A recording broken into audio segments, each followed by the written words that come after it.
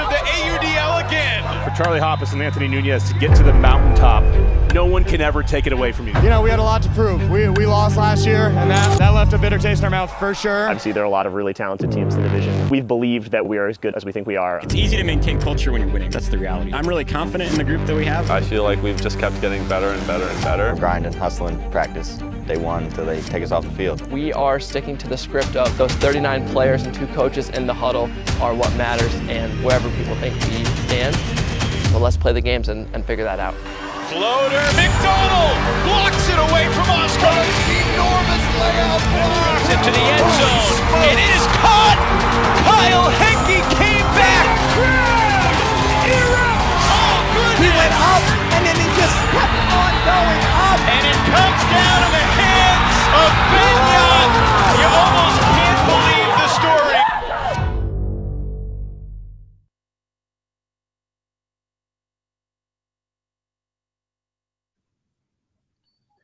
Hi, everyone. Welcome once again to Swing Pass Live. We have 2 championship weekend contenders set in Austin and Salt Lake, and we have 2 more to be decided here tonight on AUDL TV in just under 30 minutes.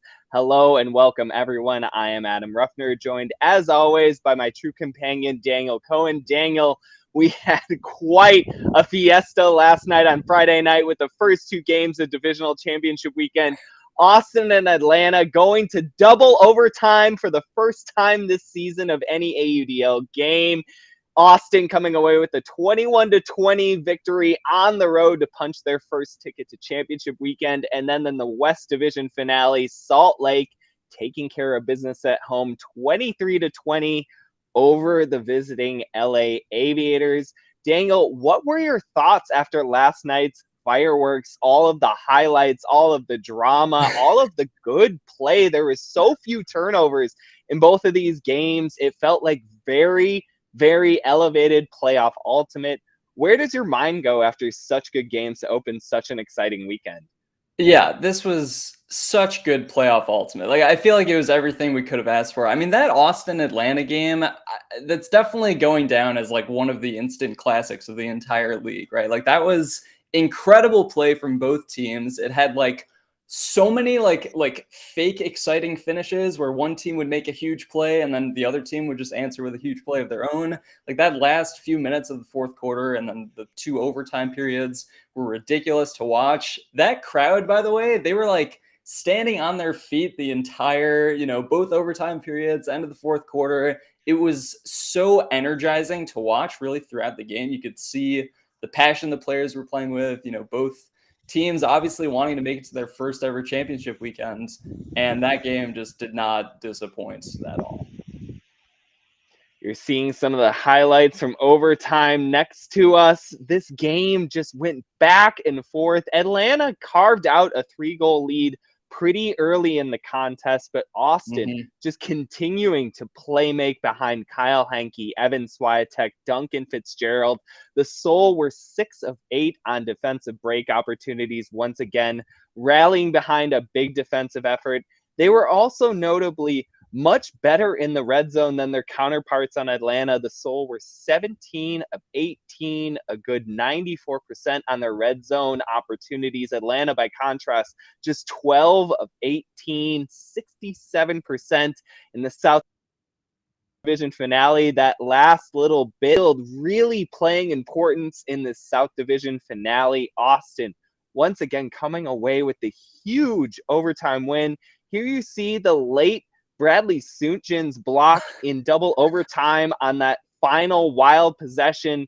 Atlanta getting set to take over, and you see Joey Wiley getting a piece of the deflected pass after Langdon drops it. Austin taking over in the red zone, just needing a few passes for pay dirt. Duncan Fitzgerald getting up high in the stall count, but finding Matt Armour on the fade route for the game winner. Just such a nice touch on that throwing. You see absolute pandemonium as Austin's sideline just explodes with that game winner. Congratulations to everyone on Austin. They have been battling again. This was a team, we talked about it last night on this show, that was not too long ago the little brother to Dallas, now sitting on top of the South Division. They will be representing at championship weekend after their impressive double overtime feat. Kyle Henke, where to start? You know, he has a series of plays in the regulation that are just highlight worthy, and then in overtime coming away with that end zone block on potentially the game-winning pass that leads to another opportunity. Obviously, there were a few back and forth turnovers, but just star play from the top end of Austin's roster. Once again, it's hard to encapsulate how they're playing right now. You know, they're playing their best ultimate. They commit a season-low 13 turnovers against Atlanta, and yet at the same time, they're still just bringing that energy. Like, you could feel it once they locked in the second quarter of that game, where they started to make a few plays. They started to roll with the momentum a little bit. They started to kind of shrug off whatever mistakes did come their way and just rally around each other. And on the flip side, Atlanta never played a bad game, but it felt like when they made mistakes, they got very down about it quickly. And I think Atlanta probably just had a few more costly mistakes in those late stages of the game. Of course, that beautiful hammer that Austin Taylor threw to Brett Holzmeyer for the potential game winner at the end of the first overtime period. Great pressure, by the way, from Duncan Fitzgerald. I feel like the Austin defense, while they only came away with, 5 blocks in the game, that consistent pressure, it just builds and builds throughout the game. And I know Atlanta's offense did play really well, but just like having that many athletes that are just like that hungry for the disc on every single throw, it adds up. And I think we just saw Austin able to seize the momentum at the end of the game when it really mattered. It's kind of crazy that they were able to, because we need to talk about the actual play of the night, which is now being queued up. The Matt Smith greatest to begin the third quarter. I mean, unreal. What even is this? Brandon Dial makes this incredible defensive play on it, and Matt Smith just goes and no looks. One of the smoothest greatest I've ever seen. I mean, this felt like a moment.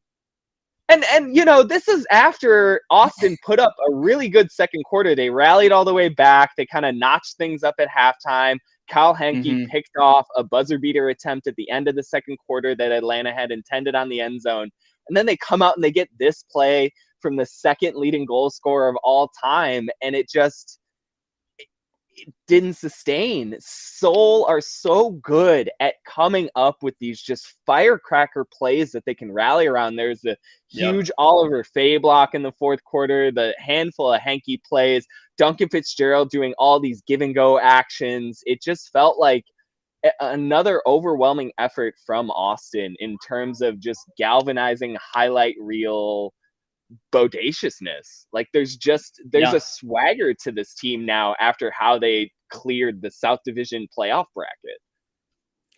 They were, 3-9 in 2019. They ascended to 6-6 in 2021, 9-3 last year, 9-3 again this year. But of course, finally getting championship weekends. It's been a ridiculous climb for this Austin Seoul franchise, and I'm very happy for those boys finally get to the biggest stage in the league in just 2 weeks.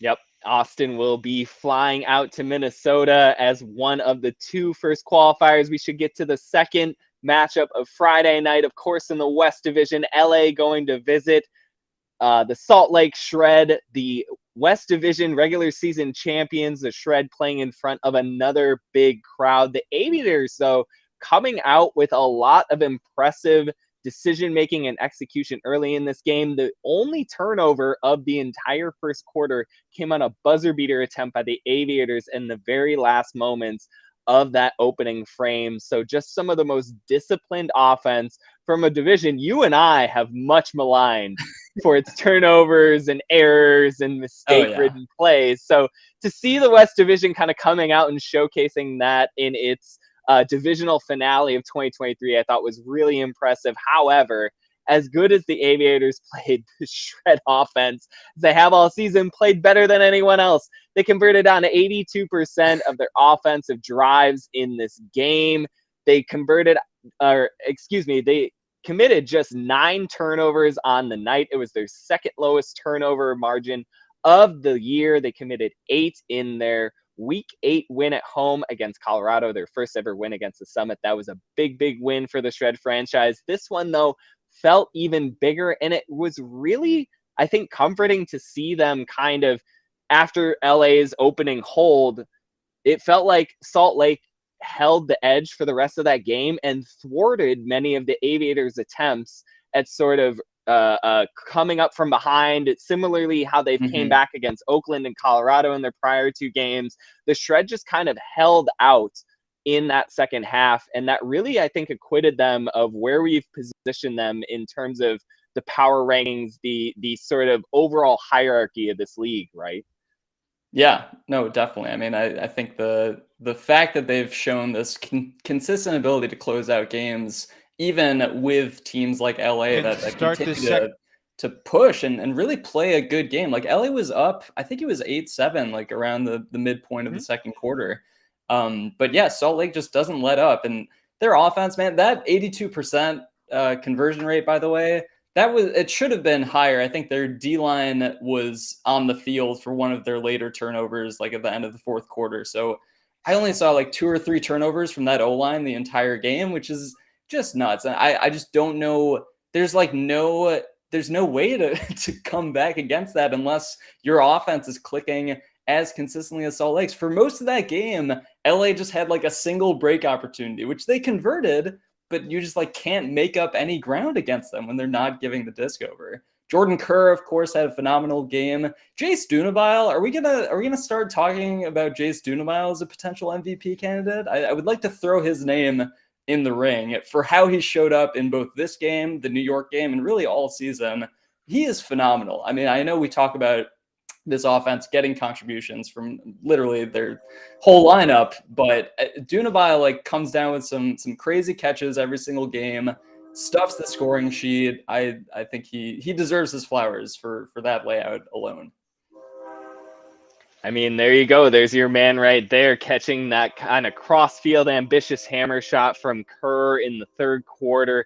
Dunabile has just, to your point, been on fire in these big games. He had 9 total scores last night, just 15 total throwing attempts. He had just 1 turnover on the night, almost 500 total yards. He remains one of the most dangerous men in the entire AUDL in 2023 in terms of scoring potential and yards per touch. And to your point, I think that it is meriting some MVP discussion, but it's just so hard when he has somebody on his own team, the caliber of Jordan Kerr, who once again finishes with a fantastic West Division finale stat line. He has 8 assists, 3 goals, 27 of 27 on throws, and 530 total yards on the night. That pairs with last season's impressive performance against Colorado. But this season, obviously, being that much sweeter now that they get their first trip to championship weekend, and a really kind of culmination of the entire energy of not only what they've been building for the last 2 years,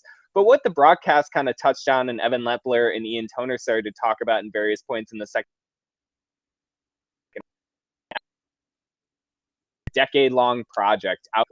These players who are playing now used to go to games in their early teen years or even before, when there was the Salt Lake Lions of infamy from years and years ago, who finished their only season winless back in 2014 in the inaugural year of the West Division. So they close up after that 2014 season. There isn't professional ultimate in Utah for a good 8+ years. And then in comes the Shred team, who, again, in week 1 of 2022, in their first ever game, get that big upset win over the 2-time reigning West Division champion San Diego Growlers, kind of launch on this absolute meteoric ascent into where they are now as the actual 2023 West Division champions. So just hats off to the Salt Lake Shred. They now punch their ticket as well to championship weekend, making Austin and Salt Lake, again, the first 2 qualifiers. And that will wrap us into what we want to get to in the pregame show here tonight. We just had so much to talk about with last night's action, but there's 2 even more anticipated games, I feel like, here tonight with the East Division matchup between DC and New York, the rematch of last year's thrilling East Division Championship. We have anticipated it all year. These two teams have been billed as basically the 1A and 1B competitors for the title, depending on who actually clears out of the East Division playoff bracket. They will be squaring up at 7 p.m. Eastern in just under 15 minutes. Also, starting at the same time in the Central Division, Indianapolis getting set to face off against Minnesota at Seafoam Stadium in downtown Minneapolis. The Wind Chill just one win away from hosting a championship weekend event in just over 2 weeks, or I should say just under 2 weeks. And Indy looking to get back to championship weekend for the first time since 2019 when they represented the Central Division. Daniel, what are you most anticipating about these two games? Obviously, DC New York is kind of the absolute ultimate rivalry game that we have in this league, but there isn't anything to, I think, short sell on the Indy Minnesota matchup. As we talked about in our preview episode just 2 days ago, both these teams kind of have weaknesses that we feel like each other can exploit. These two teams met last year in the opening round of the playoffs. They clearly have a little bit of bad blood rivalry feuding themselves, but we're going to spend a lot of oxygen on DC New York. I just want to be sure we give proper amounts of time to the Central Division foes who are vying for their own spots at championship weekend. Yeah, I think there's a lot of upset potential in both these matchups. Obviously, DC New York is the headliner, and rightfully so, of course, as it ended last year with the Jack Williams buzzer beater to Ben Yacht. DC, I'm sure, is still thinking of that one coming into tonight. But Indianapolis, I mean, it's just been hard to get like a true sense of where Indy and Minnesota rank, maybe in terms of each other, in terms of the context of the rest of the league this year, considering that Indy did play Minnesota extremely close in that first matchup before falling behind by a significant margin when they did go up to Minnesota. But this is also a Minnesota team that has struggled with a lot of lineup inconsistency, particularly on that O-line. We feel like weather is such a big part of their home field advantage. I haven't checked the forecast for tonight, but in my mind, I'm always just like, what if the weather is fine? Like, what if it's just a tame conditions for both sides? Does that then favor Indy to maybe pull off this upset? I do think Indy is going to be slightly more experienced coming into this game, just with all of their veterans that they have and like the ability that they have shown both this year and in previous years to really play their best ultimate when it counts. I trust kind of the experience of this group a little bit more than Minnesota, but I do think Minnesota's coming in with probably their best roster we've seen all season. So the talent's definitely going to be there on both sides. Minnesota is making their third straight Central Division Championship game appearance. They have lost both of the last two to Chicago.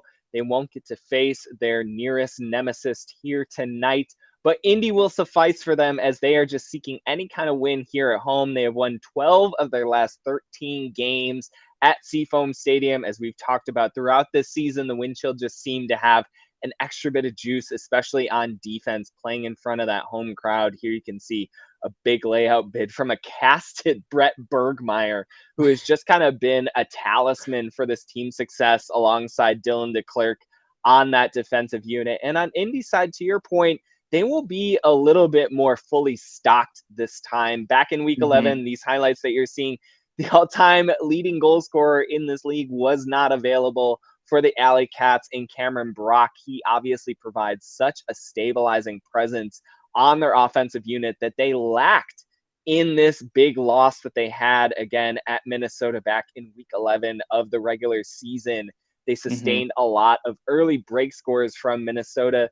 That figures to be a little bit different in this game. However, as we talked in the preview episode, Indy loves its resets, its small connector passes, its kind of backfield movement. That is where Minnesota's defense feels very confident in generating pressure. So it'll be interesting to see if Indy comes out with a slightly different game plan here tonight, given that this just didn't work in their last matchup when there was a lot of wind and it condensed the throwing fields all the more. You can see Travis Carpenter trying that ambitious upwind scuba, just trying to get any sort of traction, I feel like, against the Minnesota defense at that point. You can see the lengths to which they're willing to go. And on the flip side, you got Bevon laying out, making this big layout grab. I'm And on the flip side, I guess I want to flip it back over on Minnesota's offensive side, as we talked about the other day. They seem to be weak as far as their ability to get into rhythm and stay in rhythm. Indy, as we've talked about all season, leads the league in defensive efficiency conversion rate. So simply, if we apply general math here, if Minnesota kind of commits the level of mistakes that they have over the last 5 games, where they've turned the disc over 20 plus times in each of those contests, Indy will simply have a bevy of break opportunities that might lead them to a road upset here and their second Central Division championship in 4 seasons. When it comes to, I think it's pretty clear. We view Indy's offense as their strength over their defense, and I think we view the Minnesota defense as their strength over their offense. When it comes to the non-strengths, like the other sides, the Minnesota offense or the Indy defense, which way do you kind of lean as like one of those could surprise us more than the other? I think it's got to be the Minnesota defense, just because of how many times they've shown up over the last 3 seasons. You know, you talk about Dylan DeClercq being one of the most consistent defensive playmakers since the end of the pandemic in 2021. You talk about just kind of where their heart rests. I feel like it's always been on that defensive fulcrum side of things. And as much as I like the playmaking youth on Indy side, as much as I like the kind of system approach that has led them to the first ever back-to-back defensive efficiency titles in this league's history, it feels a little bit more within the rough and tumble of what we like to call the kind of Big Ten-esque play that predominates the Central Division, right? Like there's just a little bit more grittiness, there's a little bit more ground game, and there's a little bit more discipline when you get those defensive break opportunities from the way that division has folded out over a set of years. And so I feel like I'm waiting to see a little bit more of Indy prove that in a big game rather than in the sort of tumult of the regular season, where they're so prone to taking advantage of opponents with their systematized knowledge. You know, I think that, again, as we talked about all season, Indy is such a known as far as how they approach each of these matchups.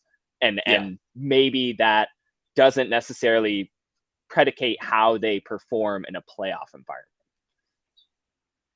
Should we switch over? The other headliner? We got to switch over, man. We have only got a couple more minutes left until opening poll starts on AUDL TV. So we should just get to the bread and butter of tonight. That is, of course, the East Division title game between DC and New York.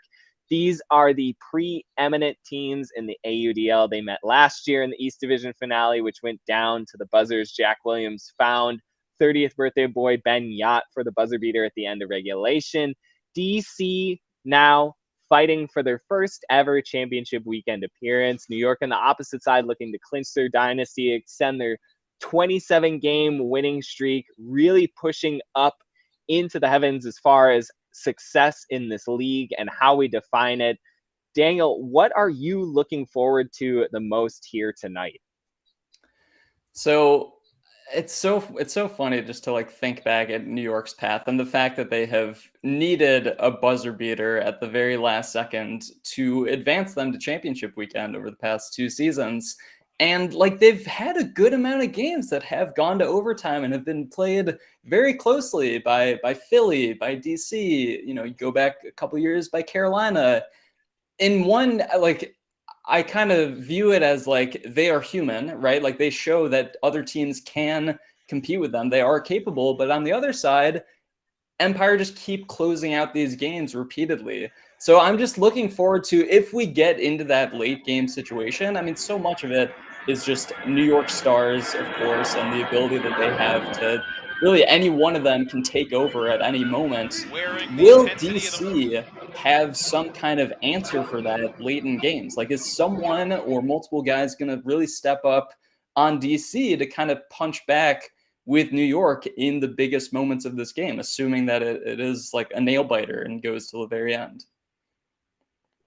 And here you see some of the historic finishes between these two franchises going all the way back to 2016, which just feels like rivalry. A completely different era. I mean, look, Jeff Babbitt even looks a good deal younger there. Here in 2019, the first year with Jack Williams on the Empire, then we moved to 2021. This is week 1 of the regular Williams season buzzer ending beater. in what else than a Jack Williams buzzer beater, really forecasting the next 2+ seasons. Here we go to last year's East Division finale finisher, the Jack Williams floater up into the pack, and who else but 2-time MVP Ben Yacht coming down with the buzzer beater. As we've said again and again, these two teams feel destined to meet each other. It would feel completely uncathartic to see them at this point in the season not meet to decide each other's fates on who will continue to play in Minnesota in just under 2 weeks and who will go home. We've talked about the storylines again and again. This might be Daryl Stanley's last night at the helm for DC, for New York. A whole heap of history rests on their shoulders, but they definitely seem to have a Babbitt-sized strength to be able to carry it. I've got to ask you, who do you have tonight? I feel like we picked it the other day, but I'm going to keep pressing you. Are you going to waver at all from your New York selection? Are you going to come over to the DC side? You got to root for the underdog at some point. I feel like I will be rooting for DC, even though I'm still picking New York to beat them. And honestly, I was reflecting back on like my early preseason picks. I'm pretty sure I picked Austin to go to championship weekend, but last night I changed my pick and went with Atlanta, and turns out I was wrong. So in the other game, Minnesota-Indy, I'm going to stick with my preseason pick of Indy going to championship weekend. At least I think I picked Indy. I at least had the most confidence in Indy coming into this year. So let's see that confidence carry out.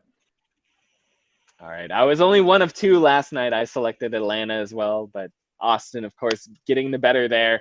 We got to keep riding DC as I have all since last year. And I'm going to go with Minnesota. I just feel them in front of that home crowd. They definitely have almost an 8th defender on the field with them at Seafoam Stadium.